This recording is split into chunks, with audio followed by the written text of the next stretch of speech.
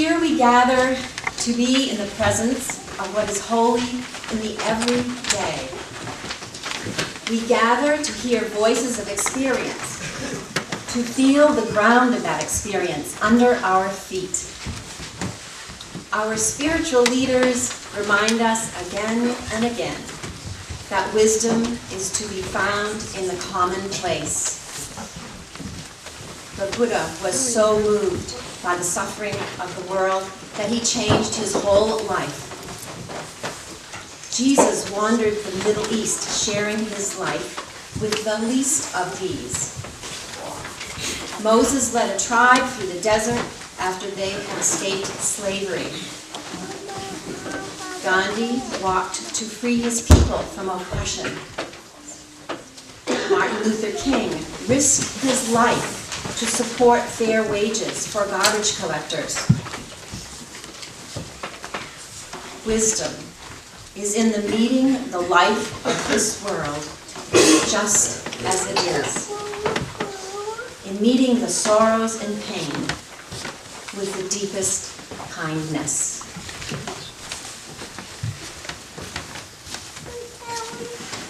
We invite the members of the Culture Keepers, Culture Makers Art Project to light our chalice this morning.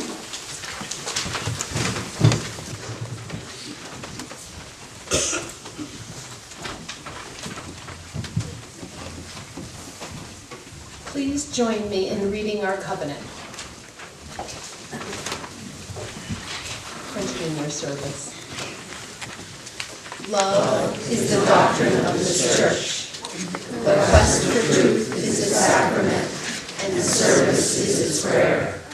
To dwell together in peace, to seek knowledge in freedom, to serve humanity in fellowship, to respect the nurturing power within all of us. Thus do we covenant.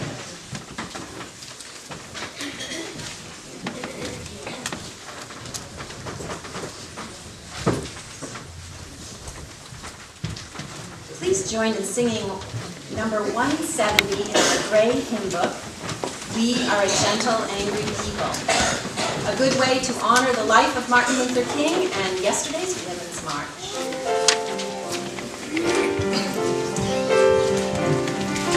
Just keep on singing as we sing our young people out to church. To be simple, 'tis a gift. To be free, 'tis a gift. To come down where we ought to be. When we find ourselves in a place just right, we'll be in the valley of love and delight. When true simplicity is gained, to bow and to bend we shan't be ashamed. Servants, we'll be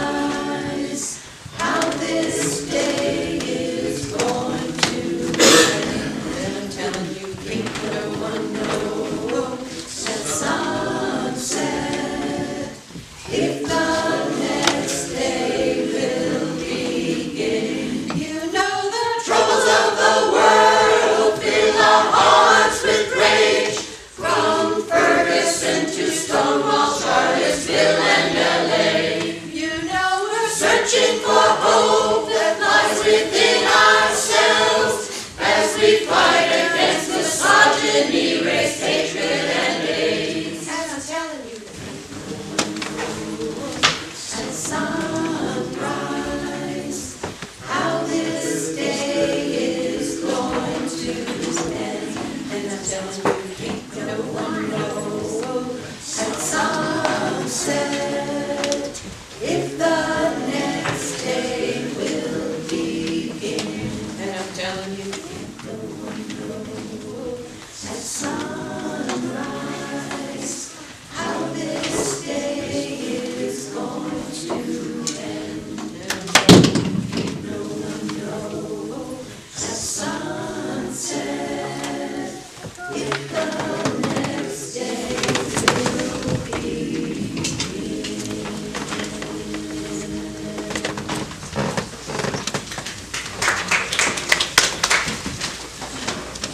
Members of the Culture Keepers, Culture Makers Art Project who are with us today. And we begin with the story of how we landed in the same room together. And then we'll hear from some of the artists. 3 years ago, the First Baptist Church of Exeter held a service to honor the 9 people who died in the historic black church in Charleston, South Carolina, where a white male committed a mass shooting during a Bible study. After that tragedy and the memorial service was over, a member of the First Baptist Church here said, "This is not enough. We have to do something more." So Baptist Church member Ken Mendes created the Racial Unity Team of Exeter. He and his wife Joy designed programs like the annual Walk a Mile for Racial Unity, which recognizes the racial heritage of Exeter. If you've taken the walk, you know that each site builds your awareness, it touches hearts, and the intent is to give us a foundation for education and action. I joined the Racial Unity Team 2 years ago, and I told the people at the table about a friend who creates art that depicts how life could be without segregation, without bias, and without the terrible lack of connection that so many of us experience. This artist friend sees an image in an old magazine of all black girls playing hopscotch in the 1950s, and he adds white girls to that scene on his canvas.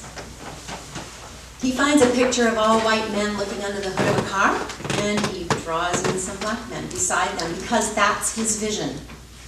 Connection. Richard Haynes is a nationally renowned artist. And as a teacher, he's developed a tracing technique so that anyone, artist or not, may join his trade and express their wish to change our culture.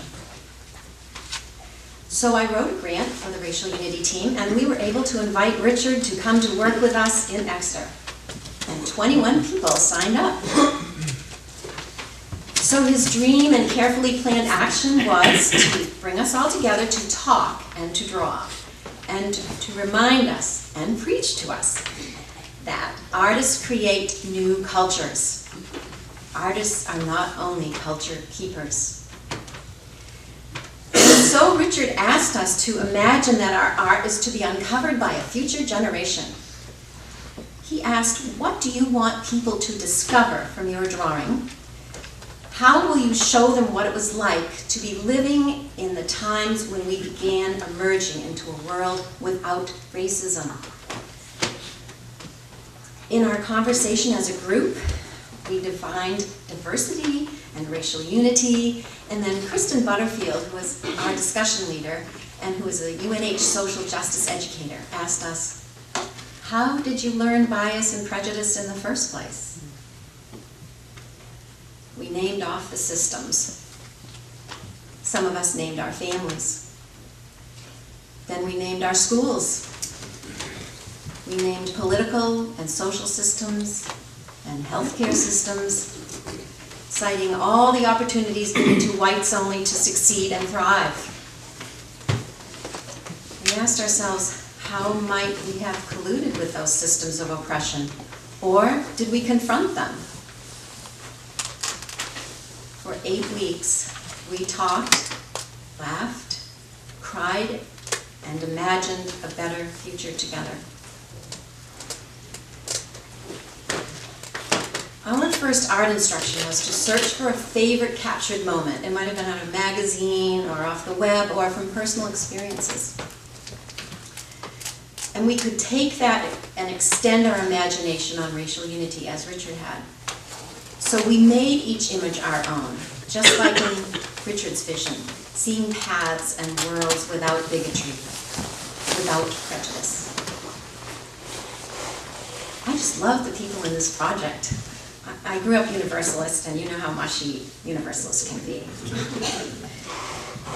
Our leaders, Kristen Butterfield and Richard, gave us their gifts of building everyday meetings into fellowship. We were blessed to have these two honest, upfront leaders who understood that we all came from very different places. And that was our project. And our gifts will give us their experiences in a bit. We'd like to take a moment here for silent meditation. And we have something special for you today. When you come back from silence, Reverend Mary will play us some music, and you'll see a display of our art on the screen up front here to give us all another moment and a time in visual meditation. So now we become one heart and mind for racial justice and meditation as we breathe in peace and breathe out love together.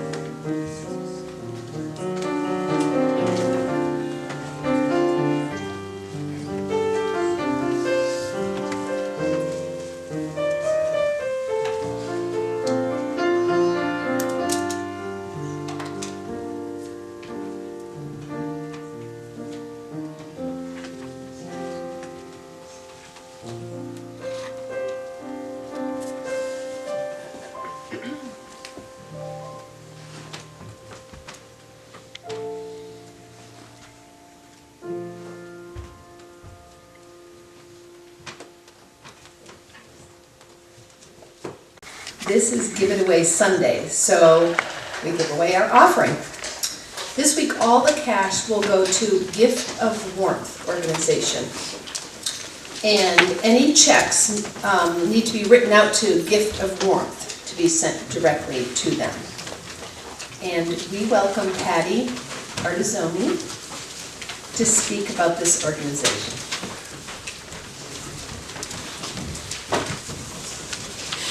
Thank you so much for having me and for my gift of warmth that you've given me. Earlier, there was a reference to Martin Luther King. So having me hear that makes it especially poignant because I only work in community action because in part of Martin Luther King, who was joined by Lyndon B. Johnson in the War on Poverty. Excuse me. When I started at Rockingham Community Action 12 years ago, almost 13 years ago, I did not know anything about community action. And once I got into it, my question was, If we are here providing fuel and WIC and Head Start and crisis services for people, why are we not also offering people a way out? And that's really where my journey of understanding true community action comes in. The gift of warmth began shortly after I started at RCA, and that was brought about because there was a change in leadership. The paper got wind of it, and I invited the editor of the paper in and said, walk around and talk to our staff about what it is that they do. I promise you that you will walk out with a whole new understanding. What he did was walk out and say, would it be helpful to you if we ran a campaign that raised money for community action? So that is the birthplace of the gift of warmth. It's money that we're able to use as a leveraging tool for people who have exorbitant hardship. They either have expended their fuel allowance, they have become just shy of being eligible, something over and above has happened, their furnace has broken, or, as happened last week, a couple, two ladies, partners, elderly, one died, the other couldn't afford to bury her. So the town called us and said, we have a weird, unique situation, how can we work together? So with that kind of discretionary money that we get, we're able to pull other community partners in and say, here we have a situation, we're able to help pay for a fuel bill or get food on this lady's table and try to offset some of that stress. So it's not just, here's a food pantry, here's a fuel delivery for you. It really is very incumbent upon us to pull in the community, the faith-based organizations, the women aids of the world. We very rarely will write a check that will cover everything because that kind of eviscerates us as a community. We like to keep reminding the residents and reminding the other agencies that together we're really much, much stronger. And I'll give you a quick example because I know my 3 minutes have already gone by. There was a lady who lives in Seabrook. She was very independent, she's 93 years old. And doing well, she was okay, except that she had strung an extension cord from her trailer to her neighbor's trailer because her power was out. She tripped, she broke her hip. So you can imagine, it wasn't just a matter of helping her catch up on her utility bills. Now she had a whole litany of things, but the good part about that whole thing is she then rose to the top and we were able to wrap around her and bring in caregivers and the VNA and all that kind of stuff. So with that money that we were able to apply, without all those strings, because that's really the key, we're able to really make sure that she was on our roadmap, that she got the help that she needed, that she retained some dignity. And of course, she thought she was going to go to the county nursing home, and she's very happy and healthy, and we got weatherization in there, and she has food and visitors. And so that's just a quick snapshot of what we do. I invite all of you to do the same thing that Howard Altshuler did, walk through our doors, talk to our staff. We've got offices all around the county. I love what I do. I think community action, you're doing community action, I'm doing community action, everything that we do and pull together does make the world a little bit better. So thank you for everything, and again, thank you for allowing me to come in and talk to you. Thank you, Patty. There will be candles available up front for those who wish to light one silently during this time. We also invite you to write down your joys and sorrows on the small slips of paper that you'll find in the pews. There should be pencils and pens there too. Then bring them forward, or I'll walk around with the bowl. The Tree of Life bowl here on the pulpit. I'll put it down. And we'll read them aloud during the offering. The morning offering and the gift of warmth will now be received. Everywhere through endless time, you who wander, you who thirst, I offer you this holy wine, falling out to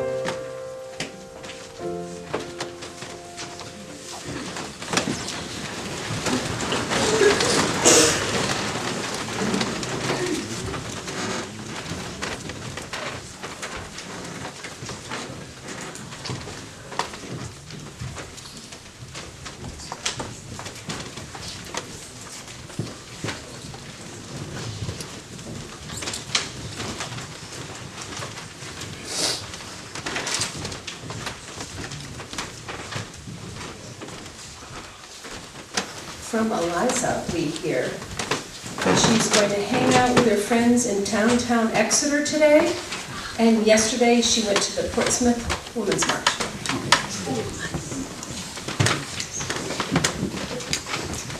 Someone else says that they support government-sponsored health insurance for poor children, and they also support the Dreamers.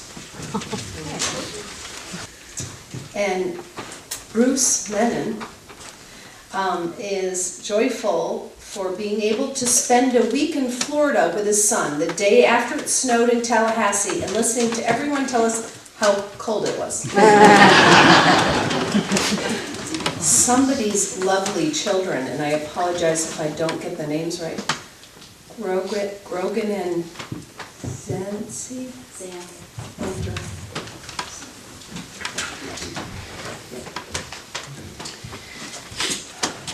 And for all the joys and sorrows shared here today, I'm sure there's many more that are unspoken and held in the silent sanctuary of our hearts.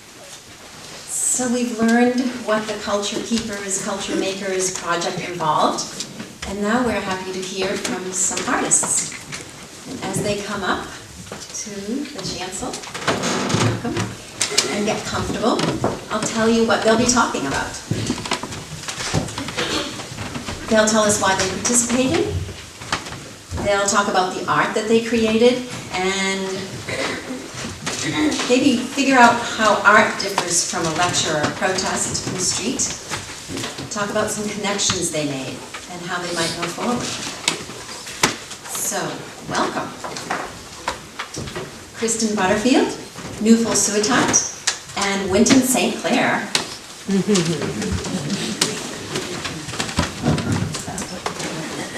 And with us to reflect on this art project. Now, of course, I want to know how you got into this art project. What pulled you in? Are we just gonna? Good morning. That's good. It's interesting. I can't remember how I found out about the project. I think it was Kristen who told me about it, and then really berated me into coming. It's actually how I got my job. My sister did the same thing to me. But I think what drew me to the project to actually participate is the ability of art to communicate ideas that are universally receivable. And so when you have an issue like racism that you want to not only interact with, but have others interact with you, the medium of visual art is a way that you can communicate without being misheard. And it's a way that you can communicate very heartfelt ideas that really will resonate with someone and stick with you. I was just going to add that what was interesting is that probably that is how Winton got into the project, but I had never met him before. And we actually only knew each other through my sister. And so I think that speaks to the power of community, that I felt connected to someone to say, you should really do this, I think you'll like it, because of my sister. So there was sort of a community connection that happened. And I think that's sort of how a lot of people got involved in this project. Yeah. So. And just briefly, I got involved because Richard asked me if I was interested to help facilitate, and that was a growing edge for me, to facilitate conversations around race, and I was very excited about it, and I wasn't even sure I was going to stay through the art portion, and then I was like, I really should, for continuity's sake, be part of this, and that part was very, life-changing is such a kind of big statement, but that part was very impactful to be part of the art, and I think it opened up a lot of things I didn't realize it would. So I was thankful to be brought in to have the conversation around race and then to be able to continue with everyone. So. Well, I don't really remember, but I remember my wife Mariama, who was an artist with us, sharing something on Facebook with me, and I saw two words, art, racial and unity. I'm like, yeah, sure, we need to do this. And I didn't even know there was art involved or anything. I remember we showed up late. We just showed up and I'm like, you hear race and unity. I lived here for quite a bit in the Seacoast area for about 17 years. Grace and unity don't go together very often. So I was like, I'm interested to see what this group of people are trying to accomplish. And that what brought me in, and thankfully so. So that leads us to talk about the art you created. Tell us how you landed on your topic and such. Looks like I'm going first, though. Very, very nice. So my piece, which was not up here, and I unfortunately wasn't able to finish, is depicted of these two police officers kind of rushing this beautiful, elegant black woman who was in this like flowing dress at a protest. The only thing she had in her hands were flowers as she was walking towards this police line that were all their own SWAT gear. So I picked out these two police officers who were kind of rushing her with the zip ties. And it was interesting kind of in the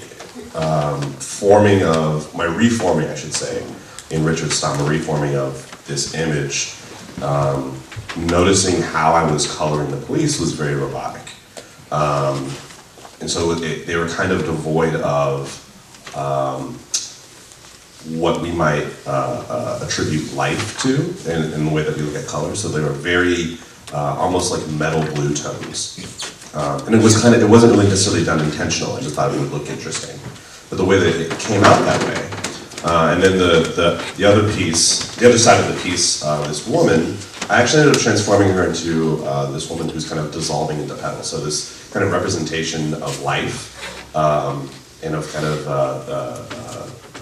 something we might call Gaia or like an earth spirit or whatever.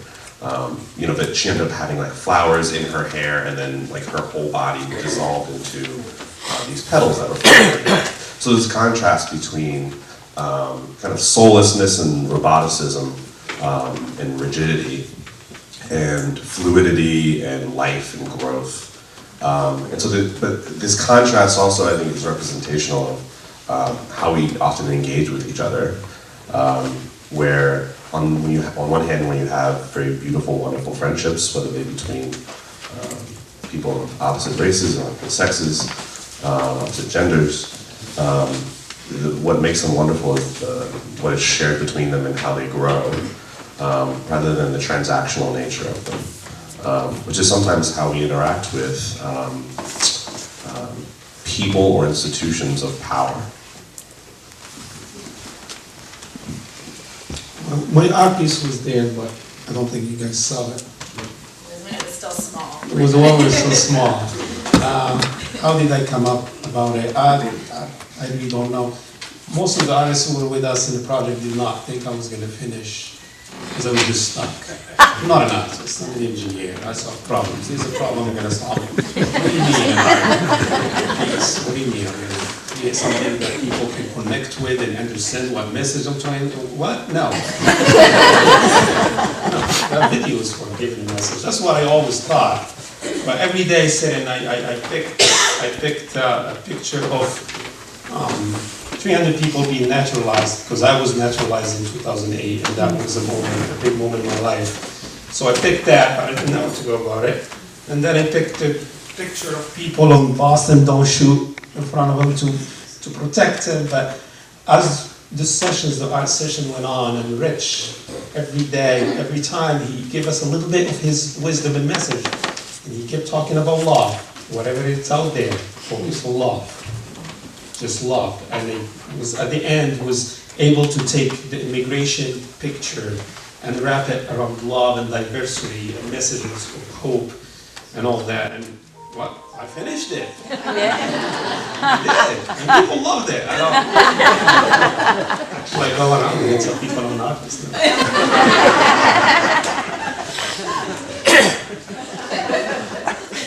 It's hard to follow that.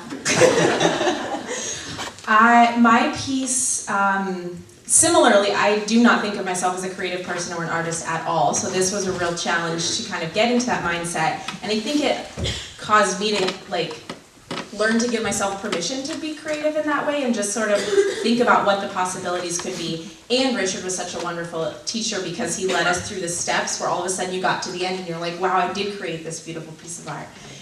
So my piece was also small, and it was the people that were in a line linked arm in arm, and then behind them was, so you could sort of see like two equal signs and a heart in the middle.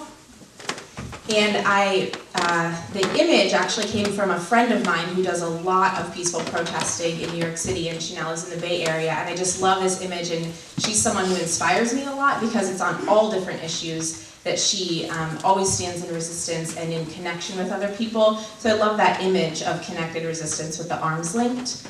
And then it was really important to me to think about, like, we were really specifically talking about race, and racial justice is very important. Along with that, we can't forget that all of our identities have to come together, and so the intersectional piece was important to me.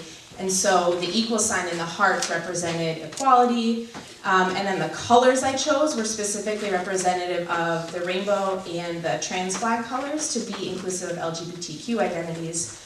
And I just felt it was important to bring all of that into the room because we can't have one without the other. We can't have any of those without the others. And so some of the quotes I was thinking about are like, none of us are free if any of us are chained. And so that was just important to me to represent in my art, because I think one of the things we talk about, like Richard said, if someone were to see this in the future, what would they take out of it? And I wanted people to be able to see themselves reflected in that, no matter what their identities might be. So I tried to think about age and class and race and LGBT identity all involved. And you succeed. And I drew a picture of Ruby Bridges, the iconic young girl who was the first to go to an integrated school. You remember the Norman Rockwell painting of her, and with the U.S. Marshals flanking her. So a lot of us did these everyday people on the front lines of these massive events that they had no control over, and their stories really told us what we're made of. So how does art differ from a protest in the street for you, or any other way of expressing these issues? This is the question that I don't exactly have an answer for. But I think we need all of it, personally. I think protests in the street are extremely important. I think rallies, I think ways of gathering people together are very real. I think everyone is going to be connected to something in a different way. So I think the art piece was so important because, as Winton kind of talked about, we never know what people are going to receive out of that when they look at our art. And so I think it can speak to different people in different ways, which I think is very powerful. And I think it allows you to express things in a nonverbal way. So I love what you said, like you can't be misunderstood in your art. I think that's really powerful. So I just think sometimes these feelings are beyond words and we can't always explain them, but you can feel something in a different way, and this project really did that for me. All that, and one more thing. We all been to demonstrations. They ended a long time ago. The one yesterday ended yesterday. The piece of art is still living. People are still connecting with it. And the goal was the next generation, they still probably gonna look at it. So that's another side of art.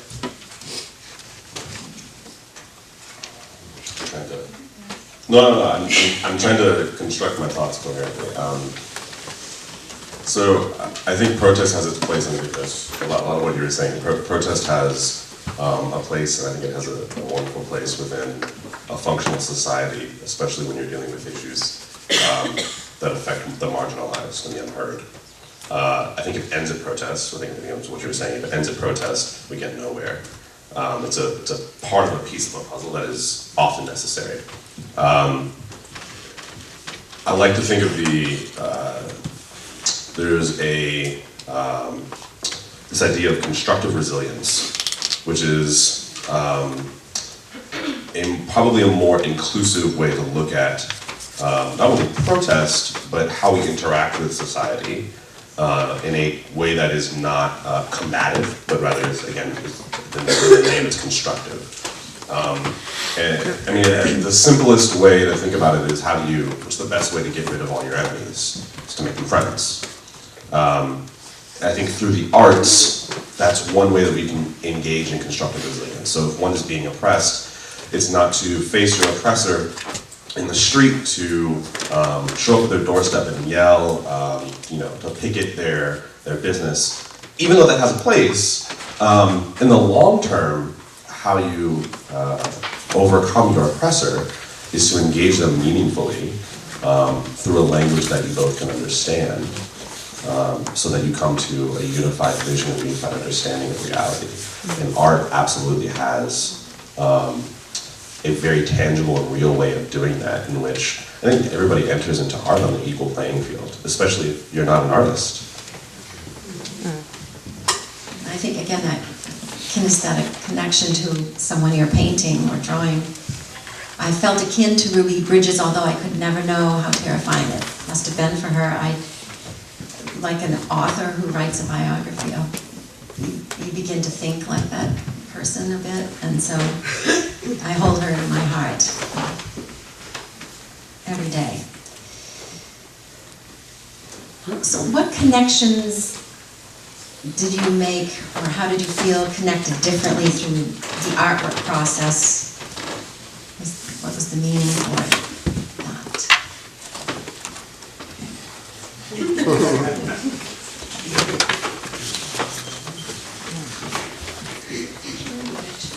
Connection to the Connections art. did you make? First connection, I had service with art first time. Again, I didn't know I could make it, but every day I learned that the art you put, it's just the colors, the message from Rich, the conversations having with every member who was there is what made my piece, at least, as far as I'm concerned. Just talking to this person about their experience, about what the racism is to them, and what racial equality to them is. And we're like, I never looked at it that way. And then the other person has a totally different view to it. And I was like, all right, well that probably makes me a racist, and never thought about it that way. And the process, it's a long-lasting process. The project ended a month ago, and I still think about it. And I still can't wait to start another project similar for another subject or anything else. I think, so we had 3 sessions of conversation about race, and then we moved into the art part, but I felt like at the end, by the time we got to the end, there was this little family that was created through the process, and I just felt so connected to everyone, even if I didn't have a lot of personal conversations with everyone in the group. But especially while we were doing art, what I realized is while you're doing something else and not looking at someone in your eyes, you're actually able to talk a lot more freely sometimes. So we would be sitting and just coloring and trying out a different color, what do we call it? Studies. Yes, color studies, what we wanted to do.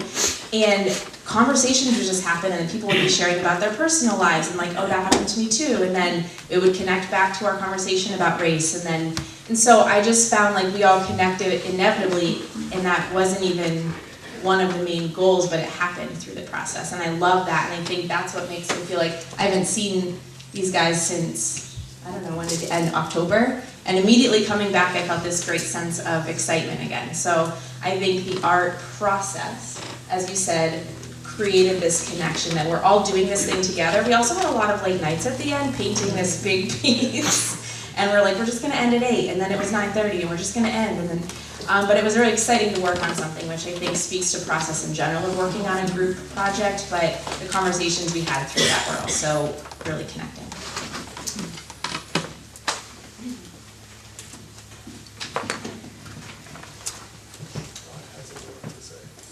No, you're good.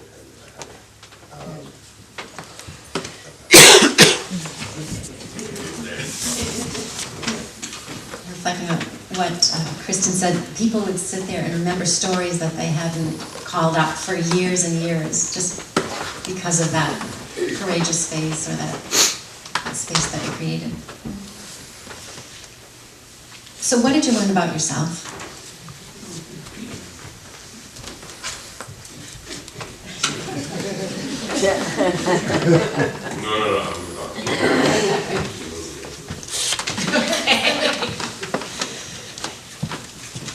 I think that I learned that I can be an artist. That was a big one. I'm like really excited about this piece and I can't wait to do it again. I learned that you should never underestimate yourself because,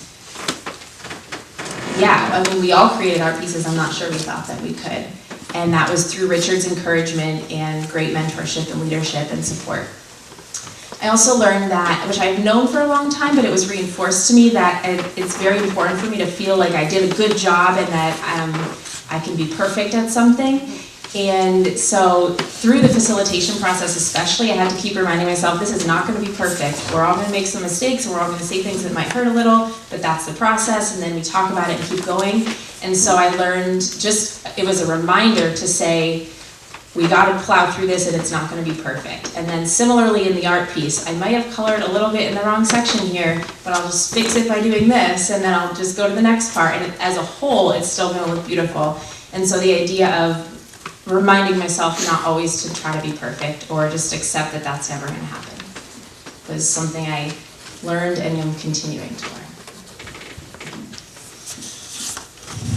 Well, what I learned, the art part was one big side, of course, but the conversation that you led, when we covered the privilege, and all the different aspects that all contribute to racism and to me.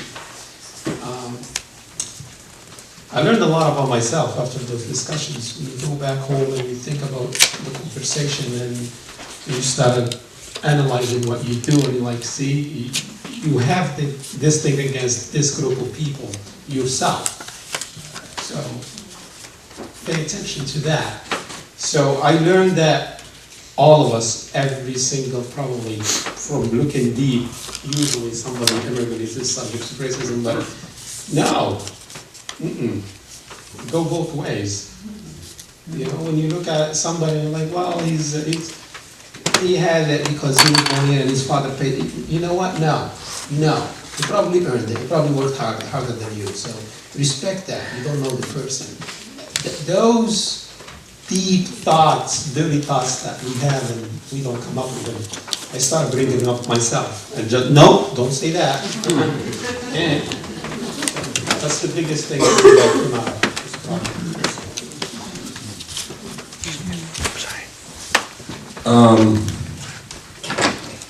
I think like being really frank is one of the things I learned was how much continual healing I need as a black man in America. I think that during the process there's a meditative quality to art that I think you touched on. There's a side of your being, I was going to say your mind, but I think your being, that is allowed to both process, to express, and to heal when you're creating, especially when you're creating with others around such an issue. And yeah, I think that just realizing how light you feel coming out of that, or at least how I felt coming out of those spaces. And I think part of it is having the visual reality that there are other people who don't look like you, who are concerned about your well-being, is one thing, which you don't often get that refresher. I don't often get that refresher, at least. The other part of that is actually creating art that expresses the continual pain you have. It's like being able to face a certain reality of your life.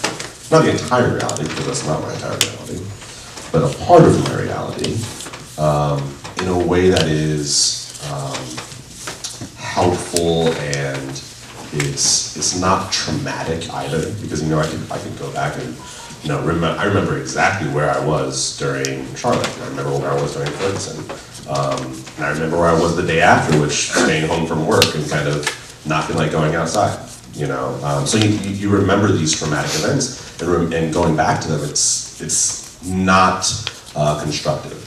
But exploring those feelings and exploring those realities and those parts of myself through art and through creation, especially with others who share those convictions, is very healing, and it's very constructive. And something that Kristen was saying earlier is that these relationships aren't fleeting either. When you're creating something together, when you're engaging in constructive activity, the relationships you form are not fleeting. There are opportunities to create more. I mean, this is the reason why I'm here today. It's because, you know, I was asked to come here. And I was like, oh, of course, these are people who I actually, you know, enjoy spending time with, and I appreciate their input. And, you know, we have a relationship, and I'm sure we're going to be doing more things together. But it's because of these constructive experiences that we've had together, these creative experiences that we shared together, and the healing that I was able to do in their presence, or allowed to do in their presence.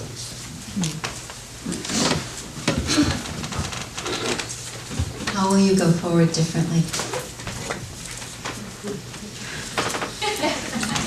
Sounds okay. Well, we'll definitely do more art, for sure. But as I said earlier, I lived around for a while, and I spent the first half of my 17 years at UNH studying.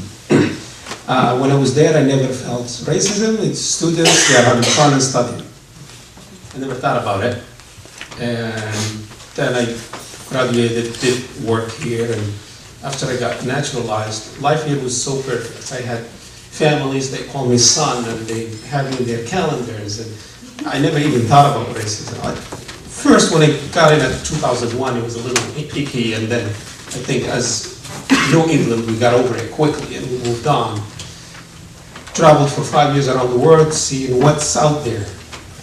Like, all right, this is this is a utopia as far as I'm concerned, and let's see what's out there. And came back in 2012, picked up a job, working, not getting engaged. I have my set of friends and their families, but I forgot the role I have as an immigrant is to engage with other people, to give them the opportunity to know about me, myself, and my culture. I owe it to the society. And I forgot about it until elections started. And all what was hidden started popping up in the surface. The people I was working with, where I thought, fine, we didn't win, and I see the conversation, like, hey, you know you're talking about me? I'm part of those people. Well, you're an exception. I'm like, no, I'm not. So, okay, no, I used to be probably the most sociable person I used to know, and then I closed that door and focused on my career and my life. And I guess it's time to open up again and go meet people, educate them, and learn from them again. It's needed. I think what I'll take moving forward is that there's always more power in connection, and I know that, but I think often about how when you're younger and you go through school and different things, you're inevitably in a group where you make friends because you're sort of in like a shared space. And then as you go older and you become an adult and you're in your work life and your home life, I feel a little bit like your world gets smaller and you know who your relationships are, but you don't necessarily always go out and meet new people. And so this was such a wonderful experience to get to meet so many people that I don't know in a community. And I think part of the reason, going back to one of the questions, I wanted to be part of this is because I have these conversations a lot. I work at the University of New Hampshire, and I'm in a group of people where we're always thinking about the structures at UNH and who they're impacting and who they're not serving and all of that. But that feels like a bubble a little bit, and I feel so lucky to have been able to get to know a group of people in a community that I don't know. And just the feeling that comes from that, I think it inspires you and it gives me more energy to continue to do the work and feel like I have the energy to do it. So it's sort of like works against burnout. I think it works against feeling exhausted by all of the challenges that exist, because when we build relationships with people and have those connections, I think it just fuels us to keep going, and it makes me feel stronger. And just a reminder that that's so important. It's important to meet new people and build those connections, and it brings life. So that's, I think moving forward, I'm gonna, sometimes when I'm like, oh, I think I'd rather just kind of stay and do my own thing, like, no, take that step and meet the person and see how that goes.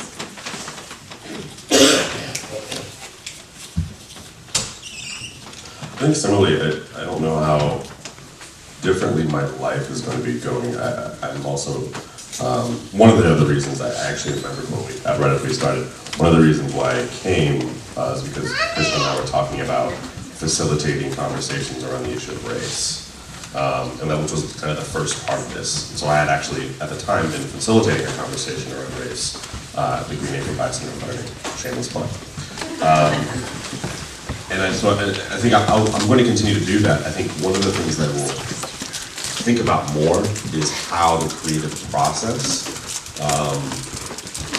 engenders participation from a large swath of people. I think whenever you're engaging in very difficult conversations that touches the heart, especially where if you don't necessarily recognize your reality and how our reality affects you, you can get offended, and you may not think that it applies to you, but it applies to everybody. But I think the creative process engenders participation in a way that everybody can find a doorway into that space. And as I want to include as many people as possible in this, for if nothing else, my own safety, I think there's nothing better than to include the creative process in the work that I do. And I think the other part is collaborating with more people. I think this is a great opportunity for continued work that we do together, and create new ideas and expanding that network of cohorts. So Richard told us at the end of our class, now I'm setting you people loose. Express your vision. What do you think?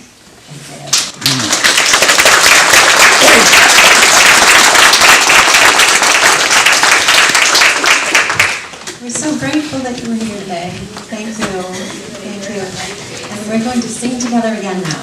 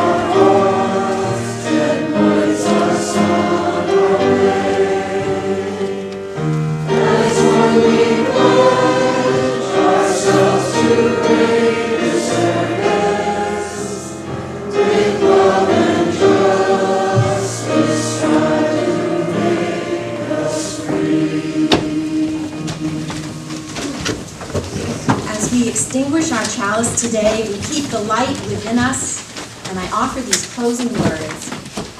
Clearing. Do not try to save the whole world or do anything grandiose. Instead, create a clearing in the dense forest of your life and wait there patiently until the song that is your life falls into your own cupped hands and you recognize and greet it, and only then will you know how to give yourself to this world so worthy of rescue. Please join in the unison benediction printed in the order of the service. Go in peace. Speak truth. Give thanks each day. Strengthen the earth and all creatures, for they are alive like you. Care for your body is a wondrous gift.